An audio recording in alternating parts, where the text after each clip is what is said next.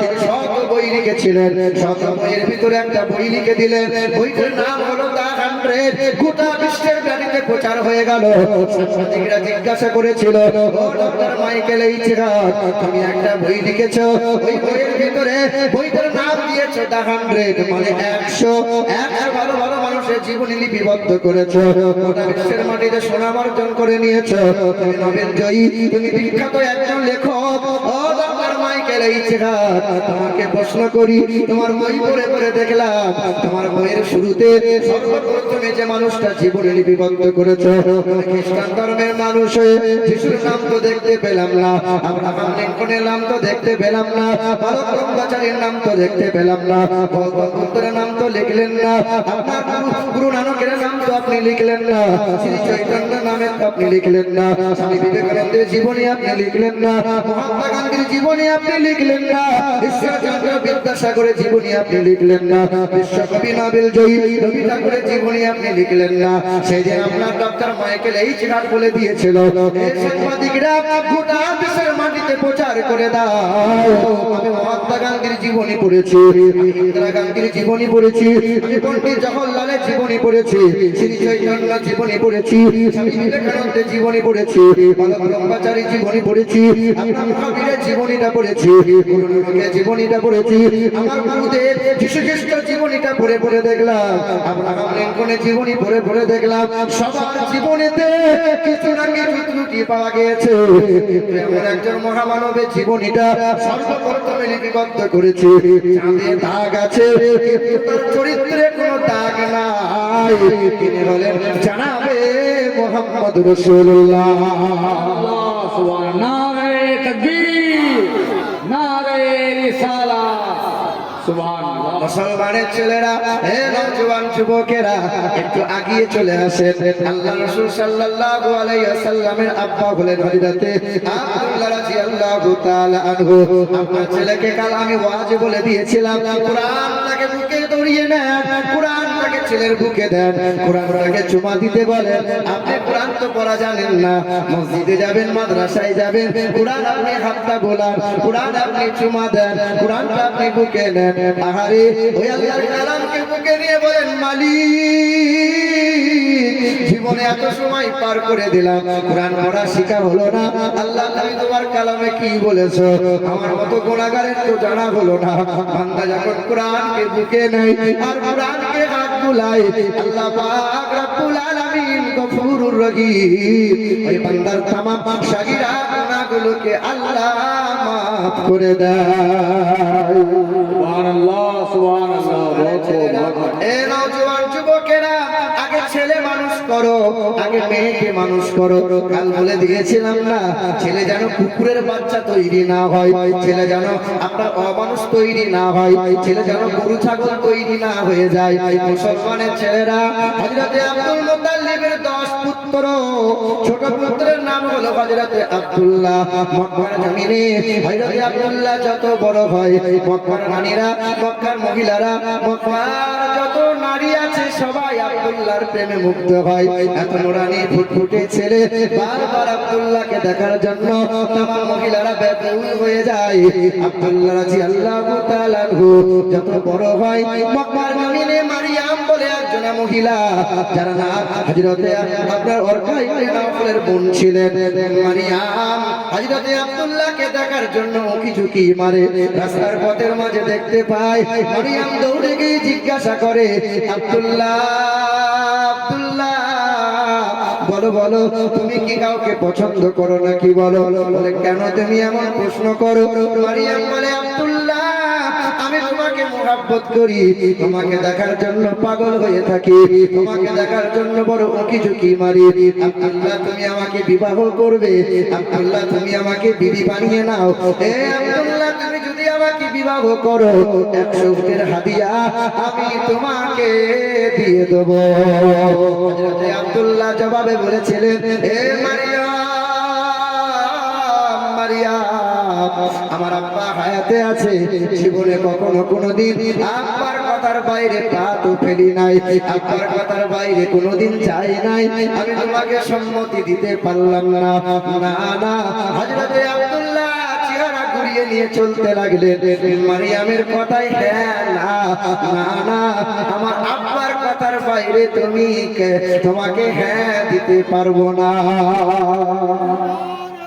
আপনি তো বাপ হয়েছে, আপনার ছেলেকে জিজ্ঞাসা করেন, আপনার ছেলে ফেসবুকে 2 বছর আগে মেয়ে ঠিক করে রেখে দিয়েছে। হ্যাঁ হ্যাঁ, ওর জন্য আর বৌমা খোঁজা লাগবে না, যদি আপনি দেন তো ভালো, আর না দিলে জরিমানার হাত দিয়ে নিয়ে পালাবো, এরকম চিন্তাধারা আছে না নাই?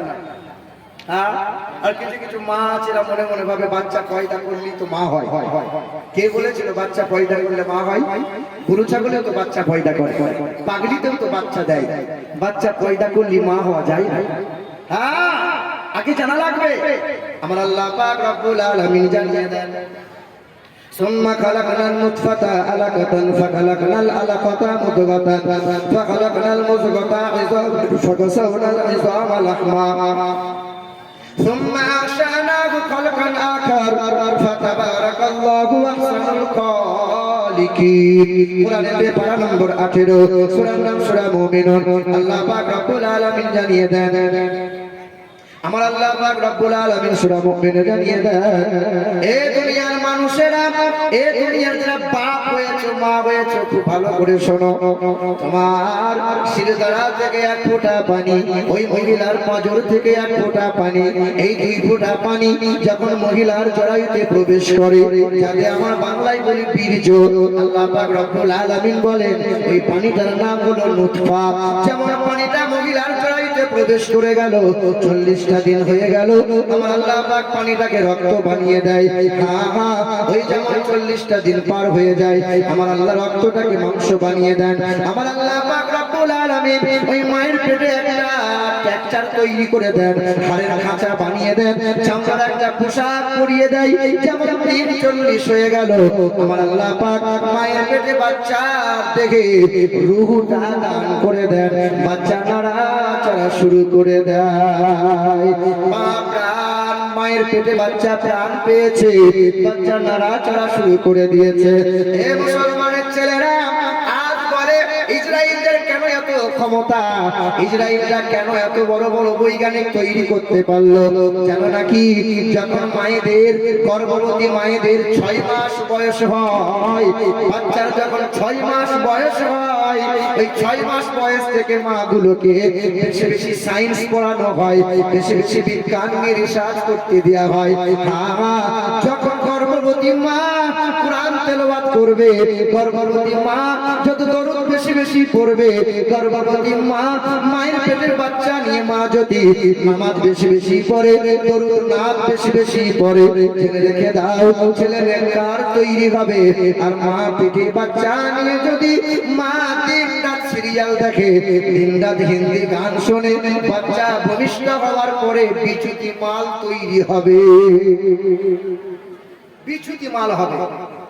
তুমি আফসোস করবে। আর বড় হওয়ার পরে ওই ছেলে বাপ মায়ের কপালে মুরু ঝাঁটা মারবে, মুরু ঝাঁটা মারবে, তাছাড়া কিছু নাই। ছেলের বিয়ে দিয়েছে, 2 বছর পার হয়েছে, আর বাপ মায়ের সাথে কথা বলে, বাপ মাকে খেতে দেয় না। যে ওই মানুষটা কি করছে, চ মাদ্রাসায় যাই, যে হুজুরের কাছে তাবিজ নিয়ে আসে, যতই তাবিজ দাও আর কাজ হবে না। তুমি তো বাপ হয়ে ছেলে মানুষ করতেই পারো না, তুমি তো গরু তৈরি করেছো। হ্যাঁ, অনেক বাপ আছে আবার শিশুকালে বাচ্চাগুলোকে লেখাপড়া না শিখিয়ে বলে যা কাজ করবে। ওই সমস্ত বাপগুলোকে রাস্তায়, পাকা রাস্তার মধ্য করে যদি ঠাড়ো করে পুঁতে দেওয়া হয়, কোনো পাপ হবে না। তোমার টাকা নাই, ভিক করো, ভিক করে ছেলেকে লেখাপড়া করাও। ও এখন থেকে রোজগার চিনছে, রোজগার কর। আরে ছেলেকে সম্পদ তৈরি করো, মাল সম্পত্তি পায়ের কাছে গড়াগড়ি খাবে। আমার আগের বক্তা বলছিলেন, আলেমদের মর্যাদা বলছিলেন, যে আলেমদের ভালোবাসো, আলেমদের কথা শোনো। আচ্ছা, আমরা আলেমদেরকে মহব্বত করি কি করি না? আমরা আলেমদের ভালোবাসি কি বাসি না? কিন্তু যখন আপনার বোনের বিয়ে হবে, তখন কিন্তু আলেম আপনি খুঁজবেন না। তখন দেখবেন যে দাঁড়িয়ে ছটছট করে মুটে ওই রকম একটা মাল দেখ, যার 4তলা বাড়ি আর সুদের কারবার করে, ওই রকম মাল দেখ। 4তলা বাড়িতে সুখ নাই, জামাই করেছো হারাম কর। আর বলছে হুজুর হুজুর গো সাংঘাতিক, আপনাকে খুব ভালোবাসি, আপনার জন্য কলজে ফাটিয়ে দেবো। হ্যাঁ, আপনি কত ভালোবাসে জানেন? আলেমদেরকে এত ভালোবাসে, এখানকার খবর নিলাম যে মৌলবীর বেতন 4,000 থেকে 5,000, আর বছরে জলসা করবে 30,000 টাকার বক্তা নিয়ে আসবে। শালা মার খাবে না? কবরের চোহাত আমরা দেখবি। আর আমাদের মতো কিছু বক্তা আছে, বক্তা ওই 30,000 টাকা না দিলে হুজুর আসবে না। তোমার সাংঘাতিক হুজুর, আল্লাহর সাথে কন্ট্যাক্ট করা আছে। 30,000 টাকা দিবে, অর্ধেক মাল ট্রান্সফার করো, 30,000 টাকা নিয়ে চলে আসবে, 2-4টে গজল বলে গোটা গ্রামের লোককে জান্নাতুল ফেরদাউস পাঠিয়ে দেবে। আর আমরা সব নেচে সাংঘাতিক দিল বাবু, কি সুর রে বাপ। এই শোনা, সুন্নিয়ত ধ্বংস হচ্ছে দুটো কারণে, এক হলো ভণ্ড পীরে, আর দ্বিতীয় হলো বেতাল সুরে। এমার যদি সুরওয়ালা দেখে মানে বক্তা ঠিক করে, জাতি ধ্বংস হবেই হবে। একবার চিন্তা করে না, লেজটা তুলে দেখি মালটা বকন নাই রে, দেখে না, একবার করে আমাদের সাথে পরামর্শ করে না। সাংঘাতিক সুর। হুজুর লাগবে কত? 40,000। হুজুর গরিব মানুষ, না 30,000 টাকা নিতে যাবো না। হুজুর তাই নেন, 2 ঘন্টা বলবে, 4টে গজল শোনাবে আমার চোখের সামনে। 28,000 টাকা কন্ট্যাক্ট হয়েছে হুজুরের সাথে, 28,000। আর আমি তোমার ফকটিয়া মাল, পাতলা পাড়া হুজুর, না গজল বলতে পারি না তেমন সুর আছে। আমাকে দাওয়াত করেছে, আমাকে যেমন দেবে তেমন নিতে হবে। তা কমিটির লোক জলসা শেষ তারপর বলছে হুজুর চাঁদা তেমন হয়নি, 2,000 টাকা কম নিতে হবে। 26,000 টাকা কর করে নোট, 500 টাকার নোট চোখের সামনে দেখেছি। হুজুরকে 26,000 টাকা এইরকম দিয়েছে। ড্রাইভার বলছে বলো তো, ড্রাইভার টাকাটা বলছে হুজুর 2,000 কম আছে। টাকাটা নিয়ে সেক্রেটারির মুখে হাসরের ময়দানে দেখে নেবো 1 টাকা যদি কম হয়। আমি মনে মনে চিন্তা করি শালা হাসরের ময়দান ওর বাপের মনে হয়। হ্যাঁ, আর এই সমস্ত লোকদের হাসরের ময়দান নাই। এই সমস্ত মানুষরা যদি বক্তার বিরুদ্ধে নালিশ করে দেয়, তো 100-র মধ্যে 98টা বক্তা খবরের ঠাড়ো হয়ে দাঁড়াতেই পারবে না। হ্যাঁ, এটাই সত্য, এটাই সত্য। আবার আমি বলি কেনই বা বক্তা টাকা নেবে না? বর্ধমান থেকে 300 কিলোমিটার রাস্তা এসে এই যে আচলাহারের জমিনে এসেছি, আর জলসার পরে বলবো হুজুর 4,000 টাকা দেন। আচ্ছা বলেন, এটা কি বিবেক হলো? এটাও তো বিবেক নয়, এটাও তো মানবতা নয়। এই মুসলমান শোনার করলো বন্ধুরা, আমার সুদী মানুষেরা, এ বছরে একবার জলসা করাবে, আর হাজার করা মোটা মোটা তাগড়াই হুজুর নিয়ে আসবে, আর গ্রামের মৌলভী সাহেবের বেতন মাসে 4,000 টাকা দেবে। আপনার বাপ মূল্যে পরে এই হুজুরকে ফোন করলে পাওয়া যাবে। এই যে কিছু বলছিলে, টাকা দেবে নাকি কেউ? বাবাজিরা, ভাইরা আমার শোনার শোনার বন্ধুরা, আপনার বাপ যদি মরে এই হুজুরকে ফোন করলে পাবেন। এইদিকে তাকান, এইদিকে তাকান, পাওয়া যাবে। হুজুর আসবে। আপনার গ্রামের মৌলভী সাহেবটা বাপের অসুখের জন্য 4 দিন ছুটি নিয়ে বাড়ি গেছে। আপনি ডাক দিয়ে বলছেন হুজুর একটু বাড়ি আসবেন, আমার আব্বা ইন্তেকাল হয়ে গেছে। আব্বাকে ফেলে দিয়ে হাসপাতালের বেডে রেখে আপনার গ্রামের ইমাম আলেমকে ছুটে আসতে হবে, কারণ আপনার আব্বা মরেছে। জানাজা পড়বে ফ্রিতে, কবর জিয়ারত করবে ফ্রিতে, কোনো অসুবিধা নাই, টাকার সাথে কোনো ব্যাপার নাই। আপনার ছেলেগুলোকে ফ্রিতে আরবি পড়া শেখাবে, মাইনে দেওয়ার কোনো চিন্তা ভাবনা নাই। আপনার গ্রামের হাই স্কুলের মাস্টার বেতন পায় 60,000 টাকা, কেউ কোনোদিন প্রশ্ন করে না। আবার আমার ছেলে ইংরেজি লেখাপড়া করে বলে আমার ছেলের মাসে টিউশনি ফি দিতে হয় 1200 টাকা, কেউ কারো কোনোদিন অসুবিধা হয় না। আপনার গ্রামের হুজুরটা ওই বাচ্চাগুলোকে আরবি পড়া শিখিয়েছিল। পৃথিবীর জমিনে সবচেয়ে দামি বিদ্যা, দামি শিক্ষা আরবি পড়া আমার ছেলেগুলোকে শিখিয়েছিল। সেদিন হুজুর বাচ্চাগুলোকে বলেছিল খোকা মাস গেলে 200 টাকা করে নিয়ে আসবি। হ্যাঁ, সেদিন বাচ্চাগুলো বাড়িতে বলে দিয়েছিল। আপনার গ্রামের দাড়িওয়ালাকে যে মুসল্লি বলেছিল দেখ দেখ আমাদের গ্রামের মৌলবীর কত বড় পেট, দেখ পেট ভরে না রে, পেট ভরে না। 4,000 টাকা বেতন দিই তবু পেট ভরে না। এই জাতি মার খাবে না, ইহুদি মার খাবে।